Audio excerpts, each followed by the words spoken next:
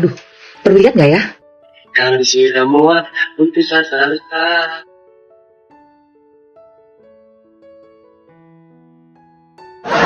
Ini anak-anak, ponakan-ponakan kagak ada yang boleh nonton live begitu. Udah dari sini pasti lebih ketat nih, Mas Ki yakin. Sumpah, saya serius. Udah gitu ini juga lucu nih guys. Tapi kita tidak nggak? Maaf, yang jatuh dari Pak. Kalau mau nanti beli makan depan Pak. Tapi masih jauh Pak. Ya udah apa di pergelangan kalau di warung jalan. Tapi masih biasa ya. Bro, gue mau nanya deh sama lu. Lu serius lu nggak ngerti dunia sosmed?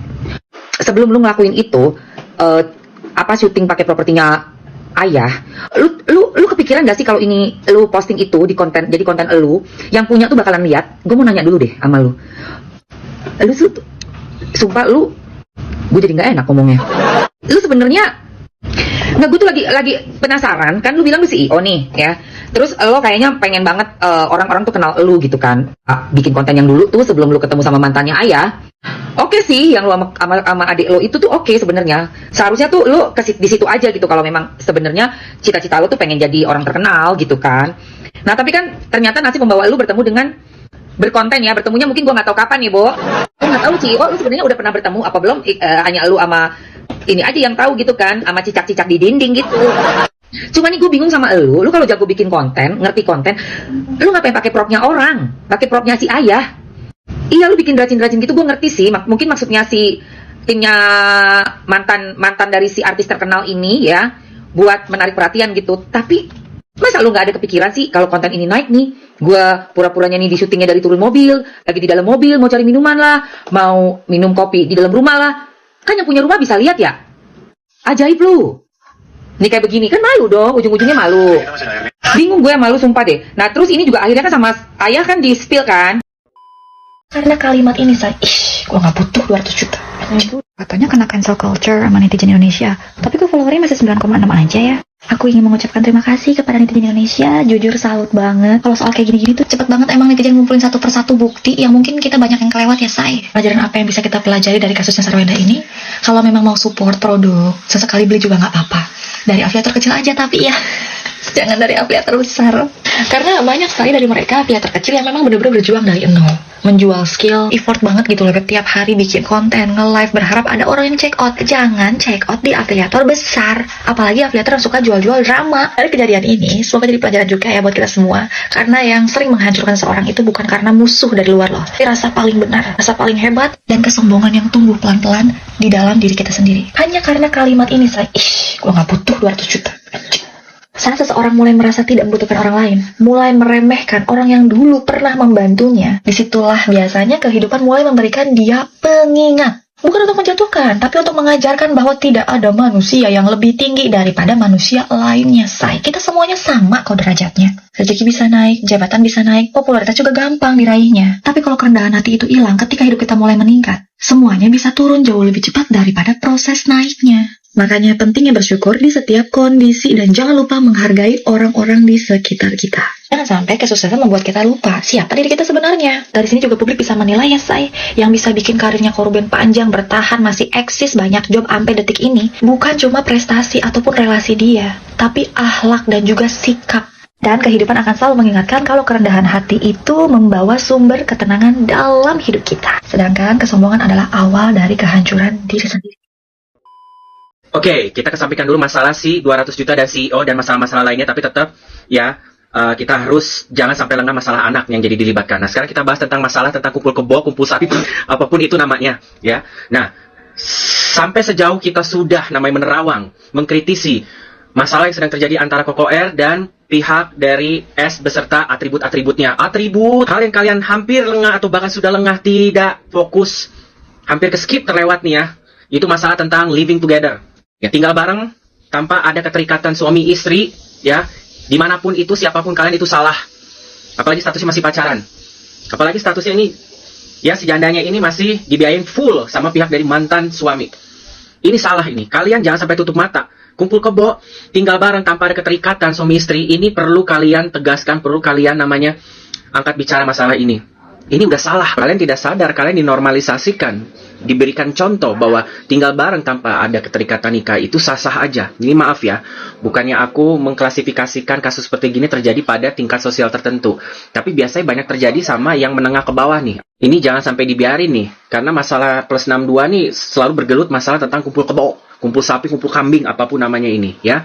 Kalian harus kritisi, jangan ini menjadi sebuah namanya contoh konkret yang dilihat dari kacamata internasional, karena satu public figure, kita semua dicap seperti begitu yang mengalami hidup seperti yang masalah kumpul-kumpul yang tidak memiliki keterikatan suami istri. Ini salah nih kayak begini.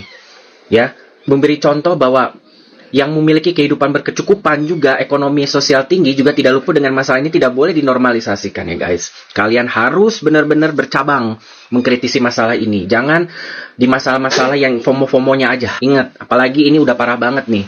Sudah merangkul semuanya apa yang ada di rumah situ yang belum resmi jadi hak ya secara hukum milik dari CEO ini juga. Ya kan, mendoktrin lah, ada namanya hubungan yang tidak elok di mata masyarakat normal, ya kan, mengklaim semuanya, bahaya. Kedua belah pihak ini salah nih, antara si 200 sama si CEO ini. Ya, tolong kalian jangan sampai lengah masalah ini. Karena ini banyak sekali ornamen-ornamen dalam masalah ini tuh yang memang benar-benar harus kita kacamatakan secara fokus ya, banyak cabangnya. Sumpah ini apalagi, gebrakan apalagi Gio, apalagi, ya ampun. Itu masalah iklan di rumahnya Ruben aja belum beres, ini ada lagi. Aduh, Wenda, lu nemu laki kayak gini dapat dari mana?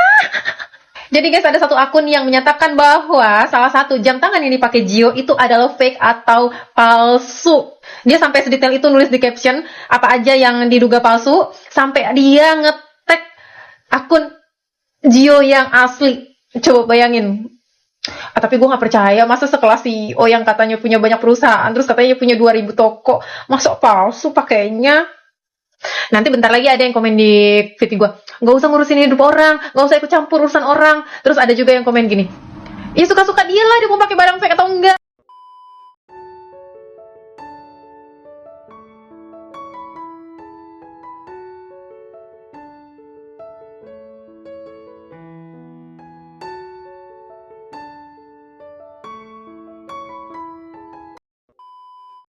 Guys, ada berita baru. Pihak pengacara SW mengundurkan diri karena ada 3 hal. Apa sih hal itu? Tiga itu.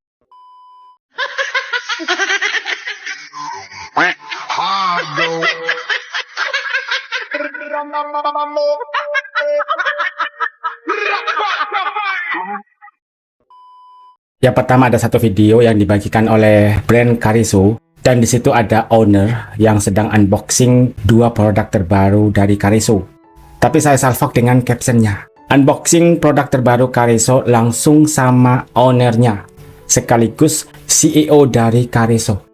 Kalau sebelumnya adiknya sempat memberikan pengakuan siapa sosok CEO sebenarnya.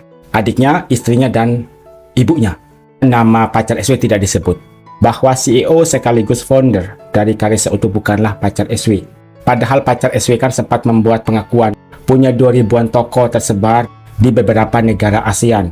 Dan ternyata hal itu juga isi pernyataan dari CEO asli dari Kariso. Apakah itu adalah sindiran lanjutan dari adiknya untuk kakaknya?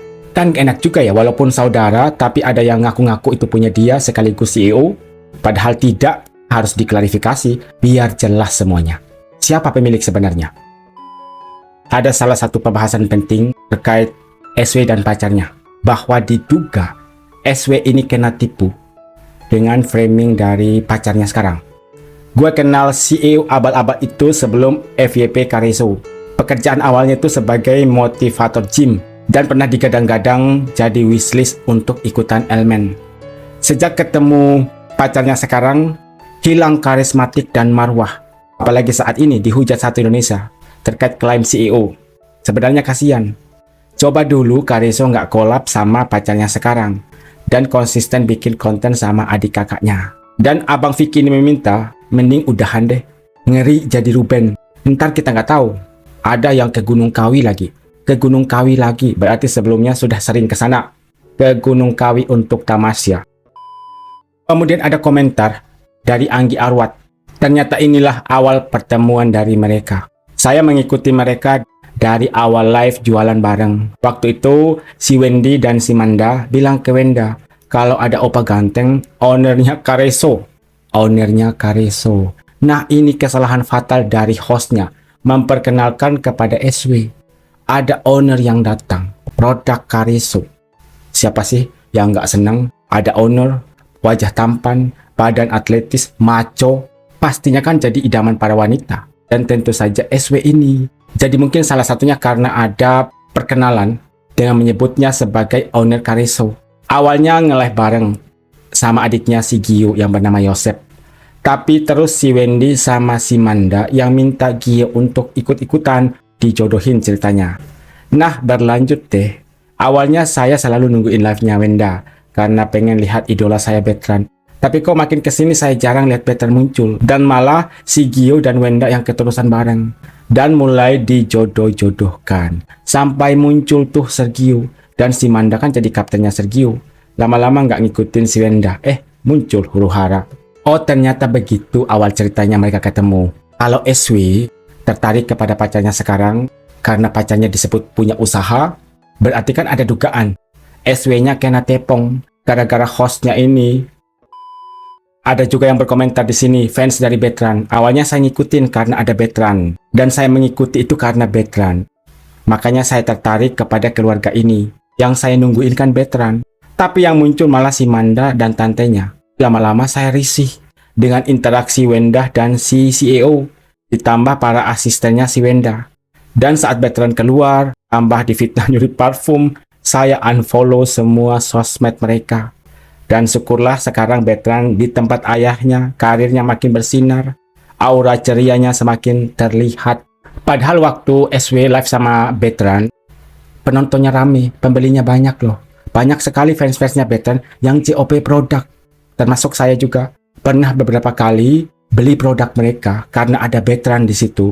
Tapi lama-lama Bertrand di sini disingkirkan katanya dan digantikan sama CEO. Ditambah lagi dengan tingkah laku host dari SW yang membuat penggemar Bertrand ini tidak nyaman.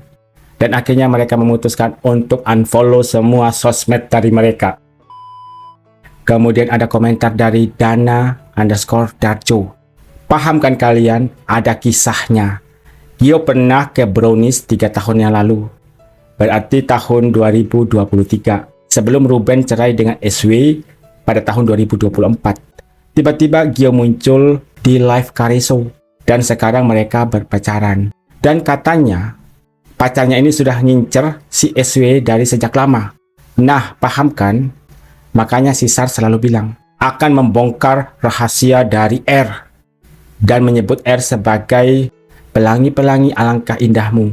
Dan justru di sini gue mikir, kalau SW ini sudah selengki duluan di pernikahannya.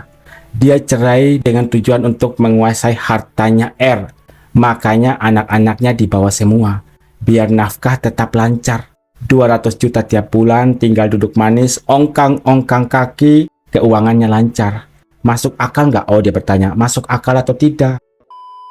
Cerita dongeng berikutnya dari Hirocimot. Ratu Negeri Dongeng. Tidak lulus kuliah, narkocoy, tukang selengki, serakah, manipulatif, penghasut, maniak, tanda tanya, silahkan ditambahkan sendiri. Ini tentang si Ratu Negeri Dongeng. Cerita novel di tengah malam. Si tante ini senang banget ke tempat kakak, apalagi suami masih di rumah, atau antar anak ke sekolah. Karena si tante bisa ketemu dengan pegawai kakak yang merupakan kekasih gelapku. Kakak pernah sama pegawai, adik pun sampai sekarang sama pegawai. Yang menjadi cerita ini mengherankan, mereka sudah punya suami. Oh, katanya kakaknya juga pernah selengki dengan pegawainya. Yang sekarang itu lagi viral ya. Entah benar atau tidak, hanya mereka dan Tuhan yang tahu.